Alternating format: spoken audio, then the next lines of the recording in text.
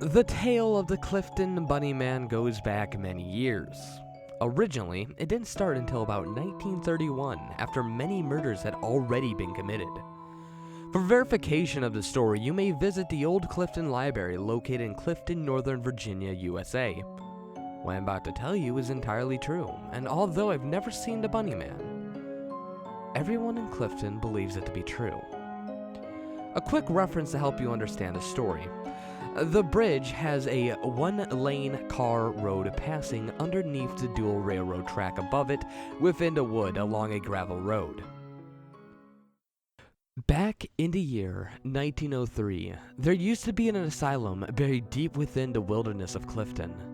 Pretty soon after the Civil War, people started inhabiting the area again, and population-wise it was around 300 or so.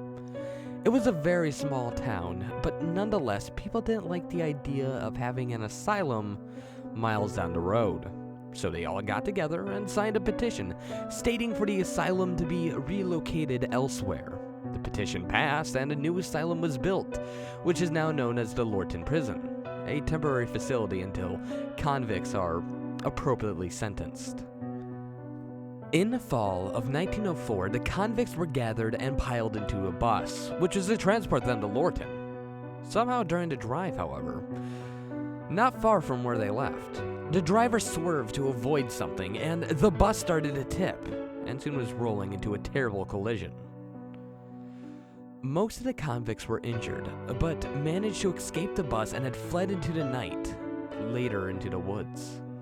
Later the next morning, local police investigation had begun, and they had begun rounding up the escaped convicts.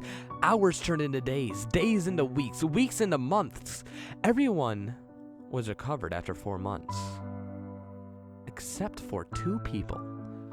Marcus A. Walster and Douglas J. Griffin. During the search for both men, police randomly found dead rabbits half-eaten and dismembered every now and again. And these scenes can only be described by the locals as gruesome, to say the least. Finally, after several more days of searching, the police were able to find Marcus dead by himself by the Fairfax Station Bridge, now known as the Bunny Man's Bridge. In his hand, he held a man-made hammer/knife-like tool. It was made with a sharp rock and a few pretty sturdy branches as a handle. They thought nothing of it and cared not of how he died, only that he was apprehended and no longer a worry.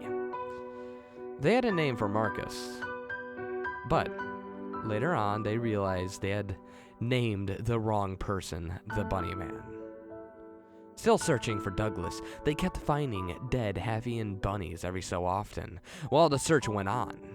Finally, they were able to name Douglas as the Bunny Man from now on.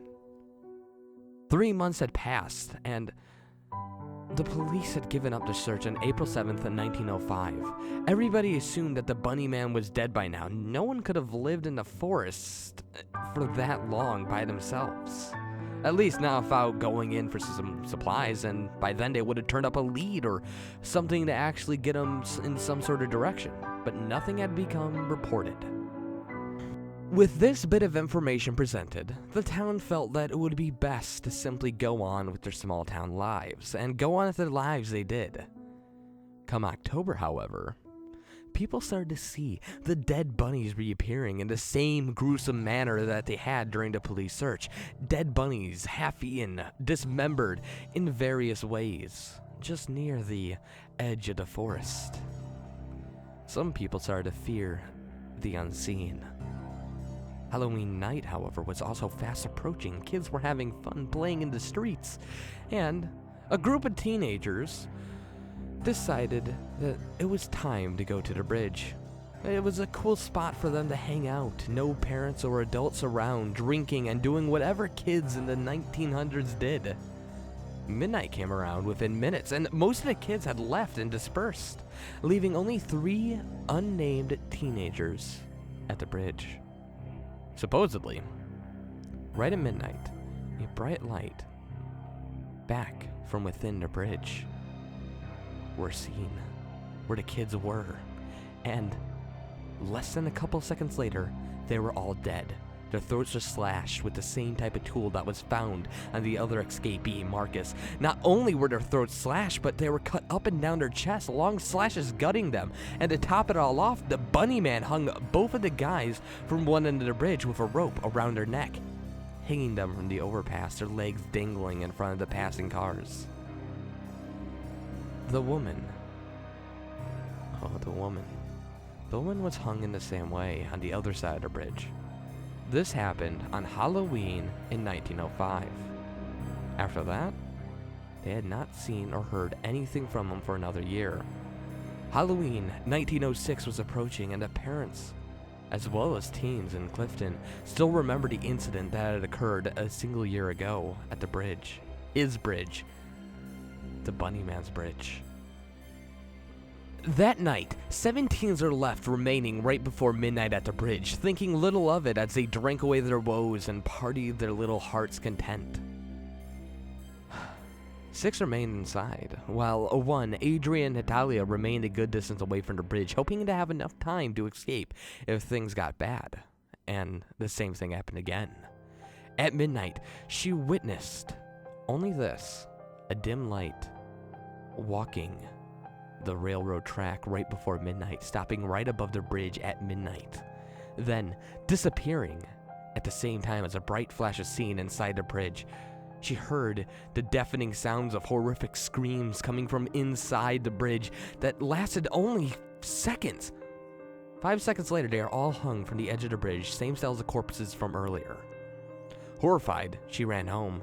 She didn't tell of everything she saw, just spattered words that was here or there, and some folks were able to put together or put up some sort of story from the semblance of speech she was able to give.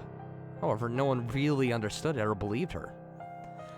They charged her with murder and locked her up at the asylum of Lorton in 1913.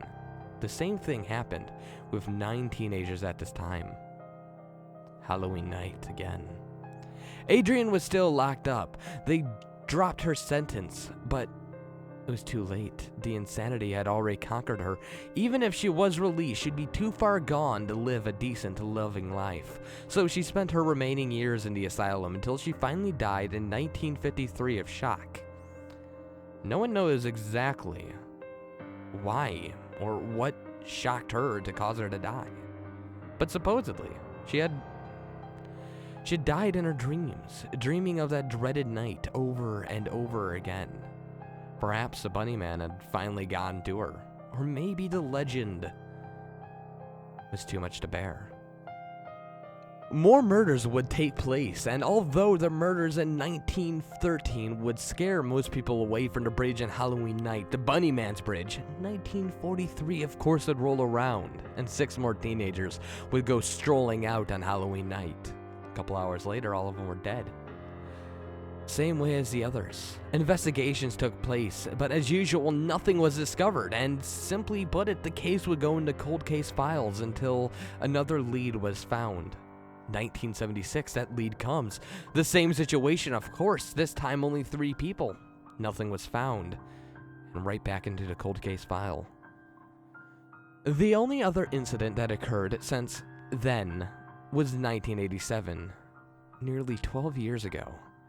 Janet Charlotter was enjoying a night with her 4 friends. Halloween night had finally come, and they were driving out to enjoy the night after invading the children's candy bags. They had settled around 11 at this strange old bridge, quiet, alone, and a lovely place to do their nightly deeds, waiting for midnight to come. They didn't believe the myth. They probably didn't even know of the myth. So they decided to see it for themselves. And were bound to be the only ones who actually withstood the Bunny Man. They had waited around 55 minutes or so, almost at midnight, until Janet started getting a little scared. They all had been pulling pranks on each other, jumping out of the bushes, screaming, bleh, similar to that game, Five Nights at Freddy's. So she was already a little worked up. Midnight hits. Well, she's completely freaked out. She's almost out of the bridge when the lights get really bright inside. When that happens, her body is halfway outside a bridge. She sees her skin start tearing at the chest, but nothing's piercing her skin. She manages to finally exit the bridge. Completely horrified, she hits a hanging body and knocks herself out. When she awakes, she finds that her hair had turned white and she's been bleeding. She was lucky. The cuts just started, and they weren't too bad. Although she did lose quite a bit of blood and was shivering when she woke up. She left, never to return to bridge again. She has been seen sitting on a swinging bench on her balcony every morning, just staring in a direction towards the bridge a couple of miles down. To this day, you still can find her on that bench every morning. From then on, the story dwells untouched and unmoved. Halloween night, you will find a bunch of people hanging around a bridge, drinking, smoking up, but within a few minutes of midnight, everyone leaves. It's been like that for the past 5 years, and I, myself, have actually, visited the bridge on Halloween night. Even if it's not Halloween night, any night you go there, you'll feel the presence of death awaiting you in the night sky. Night sky of Halloween, yearning for more blood to be spilt in his name. The Bunny Man's name.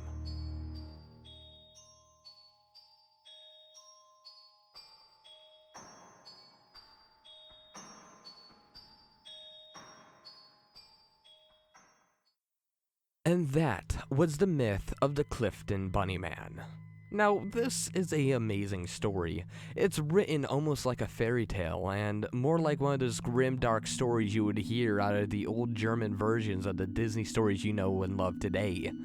To be frank, there are quite amazing things in here, and I love the lack of detail, as the lack of detail allows me to imagine a bridge of hanging people, and allows me to imagine what kind of cuts and what kind of things that people would see, what this guy might look like, and how this might be possible, while also adding a slight supernatural element, and the possibility of insanity driving these people to see different things also looms over the night sky.